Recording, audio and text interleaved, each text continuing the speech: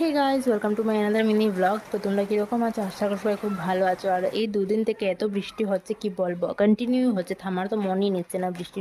তার জন্য তো চারিদিকে জলই আর জল। তো অনেকেরই প্রবলেম হচ্ছে, যে ঘরে জল ঢুকছে, অনেক প্রবলেম হচ্ছে।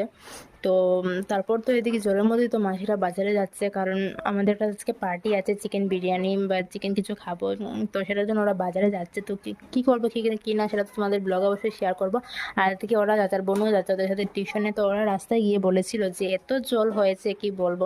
তারপর তো ওরা রাস্তা থেকে তারপর তো ওরা সব বাজারে নিয়ে গড়ে এসেছে, আর গড়ে এসে বলছে যে কোমর অব্দি জল, এত জল কি বাপরে। ওরা অনেক কষ্টেই গেছে, অনেক কষ্টে আবার এসেছে।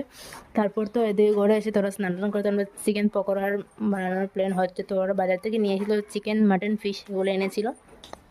আর তারপর তো চিকেন পকোড়া বানিয়ে তো সবাই একসাথে চিকেন পকোড়া খেয়ে নিলাম। তারপর তো চিকেন পকোড়া খেয়ে তো চিকেন বিরিয়ানির আর মাটন বিরিয়ানির প্ল্যান। তো বিরিয়ানির জন্য তো ভাত রান্না হচ্ছে। তারপর এদিকে চিকেন মেরিনেট করে তো চিকেনের রান্না অলমোস্ট কমপ্লিট হয়ে যাচ্ছে। এখন চিকেন বানানো হচ্ছে, তো স্মেলটা এত সুন্দর আসছিলো। তারপর তো এদিকে বিরিয়ানির জন্য তো আলুও ভাজা হচ্ছিলো। তো বিরিয়ানির রেসিপিটা যতটুকু পেরেছি তোমাদের সাথে অতটুকু শেয়ার করেছি। তো সব কিছু তো আর সম্ভব হয় না করার, ঠিক আছে। তারপর তো এদিকে বিরিয়ানির স্মেলটা এত সুন্দর আসছিলো কি বলবো। তারপর তো এদিকে বিরিয়ানি রান্না কমপ্লিট হওয়ার পর তো এদিকে মাটন রান্নার প্ল্যান। তো মাসি মাটন রাঁধছে। তো মাটনের সিম্পল রেসিপিটা বানানো হলো। আমি এসব খেয়ে বলেছি যে না, খুব ভালোই হয়েছে বিরিয়ানি। আমরা তো আর খাইনি, বুঝতে পারিনি। তারপর তো রাতে খেতে সবাই মিলে ডিনারটা করলাম, তো খুব ভালো লাগছিলো খেতে। তো চলো, আজকে পুরো ব্লগটা কীরকম লাগলো অবশ্যই বলবে। Children take care, tata.